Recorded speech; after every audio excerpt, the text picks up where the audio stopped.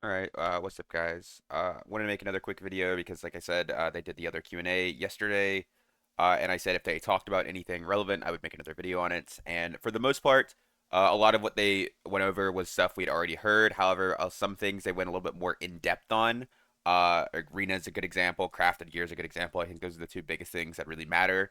I mean, I guess there's a tiny bit more clarification regarding multiclassing, but for the most part, everything about that we already knew. But like I said, the two biggest things are going to be arena and or not multi-classing, sorry, arena and crafted gear.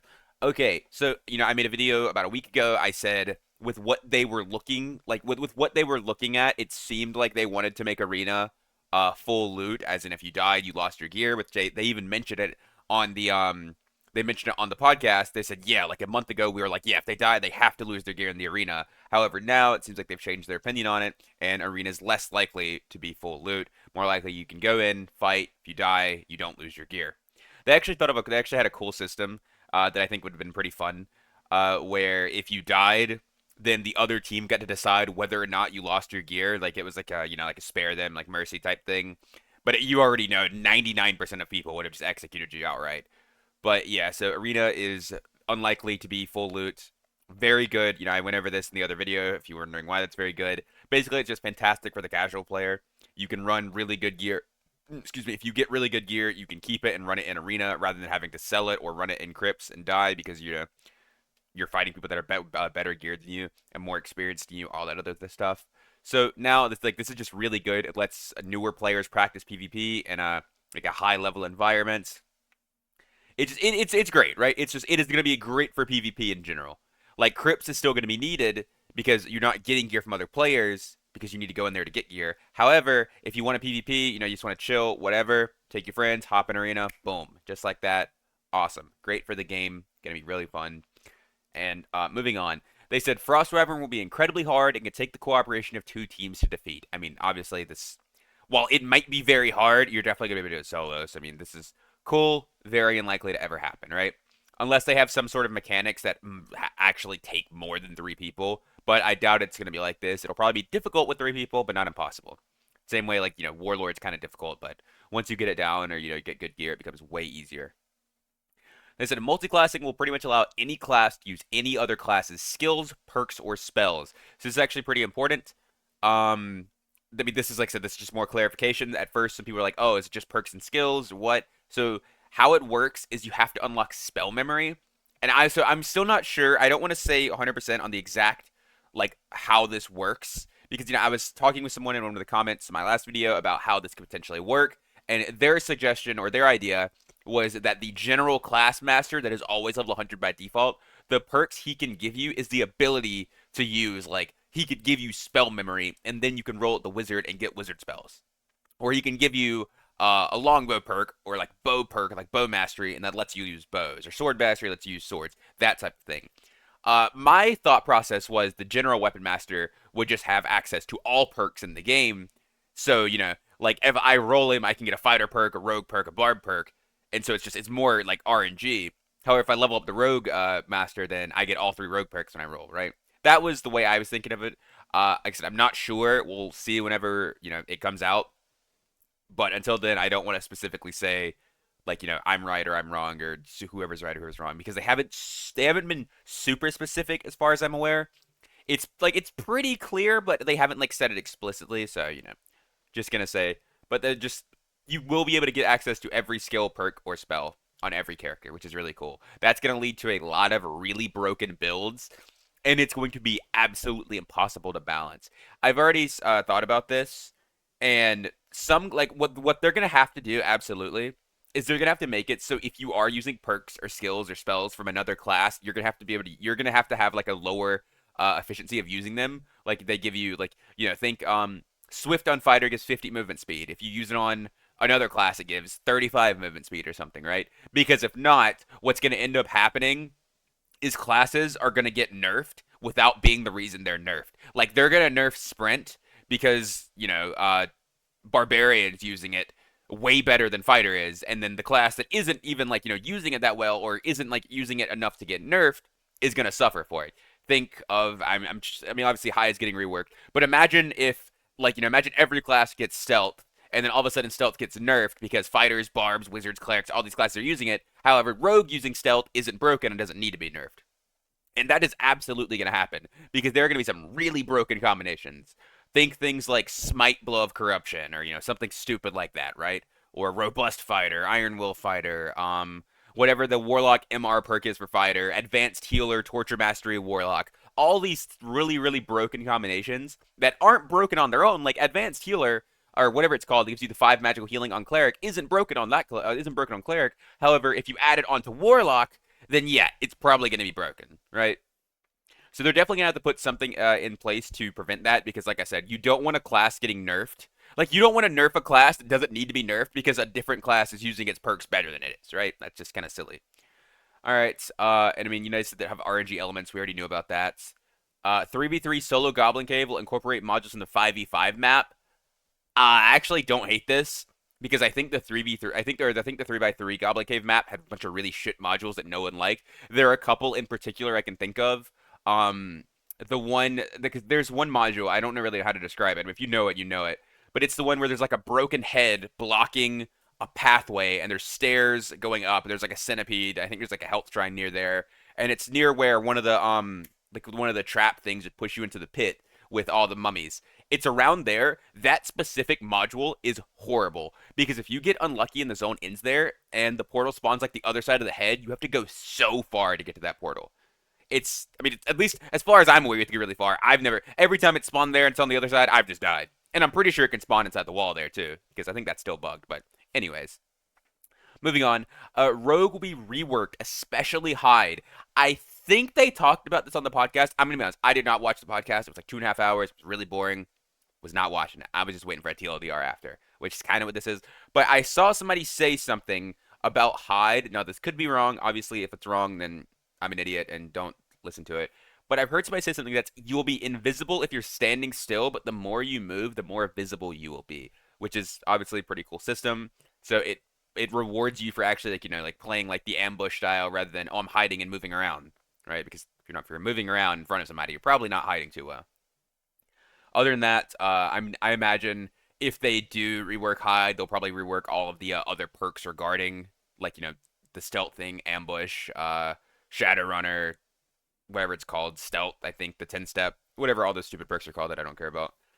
But they'll probably rework all of them. And I imagine because they said they'd be reworking some spells and perks in general. I imagine some of the really bad ones that no one uses. Think like hidden pockets.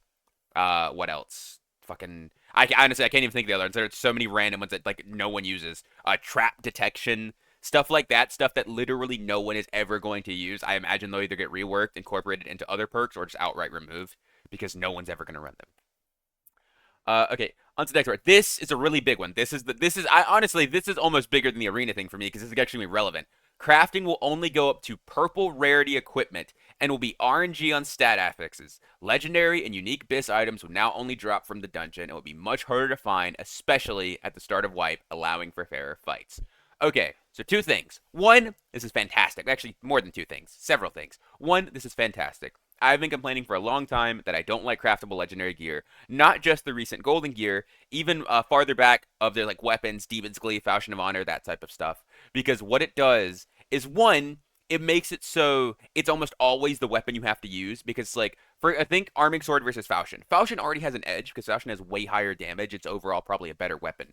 But now, with the crafting, you were comparing because overall you weren't getting BIS golden arming swords or legendary arming swords, not golden. You weren't getting BIS legendary arming swords often at all. They were very, very rare, incredibly rare. However, I could get a BIS gold Falchion of Honor or a BIS Falchion of Honor easy because my shot rolls one every 30 minutes. Everybody else's rolls every 30 minutes. I could craft one relatively easily. And even if it's not a BIS one, 47 base damage, 2 weapon damage is already very good. And I'm comparing that to a really good purple arming sword. So it was an unfair comparison. And that's how it worked for every weapon. Worked the same way for rapiers, worked the same way for divine bows, divine rods for the Morningstar, the flange mace. It worked the same for all the other weapons. You had to compare a purple rarity weapon, like a different one, like, think Morningstar. You would compare a purple Morningstar to a legendary Bis rolled flanged mace, and it's just obviously like comparing weapons across rarities, obviously just unfair.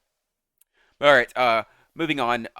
So they said legendary and unique Bis items will now only drop from the dungeon and will be much harder to find, especially at the start of wipe, allowing for fairer fights. See, now does this mean they're lowering the drop rate of these items? Because I'm gonna be honest with you, legendary unique items already have a pretty low drop rate. I mean, if you're like, experienced, you do a bunch of bosses, like you could do 10 bosses in a row and you might see one legendary item. And 90% of the time, it's shit, right? And other than that, I mean, yeah, you can find them at a chest occasionally. You don't find them a ton, but for the most part, I don't really think they need to lower a legendary and unique drop rates. Purple maybe, like I could see you lowering purple drop rates. I think purples are a bit too high. However, legendary and unique are not like they do not have that high of a drop rate. But like I said, other than this, I think the big talking point is so if they're removing like if crafted gear is only going up to purple, what are they gonna do with all the current legendaries, right? Like are they all just gonna go down a grade? Like it's Fashion of Honor, Demon's Glee, Divine Weapons. Well, that's the thing with Divine Weapons there, right? Because Divine Weapons you have a blue, purple, gold rarity. So are they just gonna delete the gold ones? Like are the Divine ones gone? Are Fashions of Honor, Demon's Glee, and all those like specific material crafted items going down to purple grade? We don't know. Then, gold gear. What about gold gear? Because gold gear being purple rarity is kind of weird. Not to mention, think like golden plate specifically, right? Golden plate being at purple rarity, what's the point? We already have ruby silver, you know? So it's like at that point, it's just the exact same gear. The only difference is one has 1% PDR, the other has like 1.5% magic damage reduction. It's just kind of odd. I mean, honestly, I could see them just outright removing gold gear. I think that could probably be the best for now, just because, like I said, it just doesn't really make a ton of sense to move it down to purple rarity to me. Then they would have to like redo everything, like nerf the stats, like on the cloak. Cloak specifically would still need a nerf. Even if you can't see the rolls on gear, you would still need a nerf cloak. Just plus 3 all is insane, even with shit rolls. Plus 3 all cloak. A plus 3 all cloak with shit rolls is better than a bis roll of any other cloak, pretty much in the game, which is just kind of silly.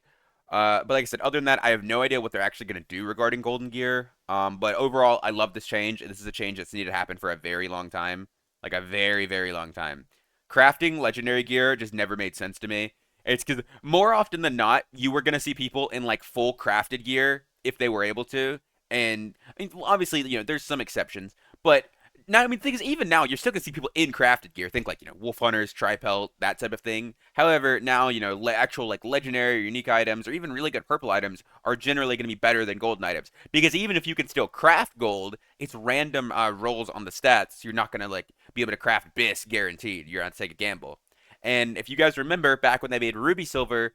They removed the stats on Ruby Silver for you to see. People stopped crafting them dramatically. Like the amount of people crafting just dropped because all of a sudden it's like, okay, like let's say like right now I could buy 13 powder and I wait for my cloak to roll. Oh, haven't got a good one. I wait 10 rolls. I finally get a good one. At the 11th one I craft.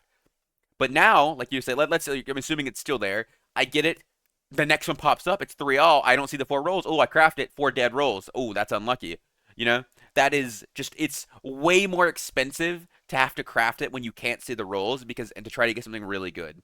Also, this prevents people from trying to craft or resell constantly because like, if you craft it and it's not good, you might have lost your money or no one's going to buy it, right? So you just got like a pretty shit cloak. So this is fantastic for the game. I love this actually, probably one of my favorite things that's going to come in this new wipe and I think it won't so the thing is, so the only issue with this is, right? Cuz everybody's like, "Oh yeah, now these like sweats can't get bis golden gear." Like, yeah, it's true, but they're still going to have bis purple gear. So all this is gonna do, well, I love it. I love it from not necessarily a balance standpoint, but more of like a logical standpoint, right? Like I just didn't like the logic behind, oh, everybody's best gear is just crafted gear, and it's super like easy to get. That was the reason I didn't like it. I didn't like it because it wasn't balanced. I mean, obviously, I think there are balance issues, but that wasn't the reason I didn't like it. Now, it's going to be way harder for everybody to get really good gear because it's only going to drop in the dungeon. Like for like legendary plus, it's only dropping in the dungeon. You can't craft it, and these rich players that are always running really good gear are going to get it, and the gear disparity is going to be even larger between them and everyone else. So this kind of like imagine like I'm sure that, like, if you imagine like a triangle, like the top part of the triangle is where all the best players are. All this is gonna do is it's just gonna start cutting off the top, like cutting off some of the edges on the top, and those players that were top because they had golden gear are just gonna fall down, and there's gonna be a giant difference between the players that are left at the top and everybody below them. That's how it's gonna end up being. Uh, for the most part. I mean, it depends how else they do crafted gear because maybe they add in gold later. But, anyways, I think this change is great. I love it. Awesome. And then for the last thing, players who own Dark and Dark will receive a free 10-day trial code to give to someone else to try the game. A sale for the game will appear around the time of this trial. Cool. I mean, nice. I mean, that's fun, I guess. I don't really mind that. It's like whatever. But yeah, that pretty much sums it up for this video. It's gonna be much shorter than yesterday's, obviously, because there's not a ton to go over. The big things, like I said, crafted gear and arena. Very excited for these. But yeah, not much else to talk about. Feel free to leave your thoughts and opinions down below. If I missed anything that they said in the Q&A that you feel like I should know or anything like that, feel free to tell me as well. But with that being said, thank you guys for watching, and I'll catch you guys next time. Peace.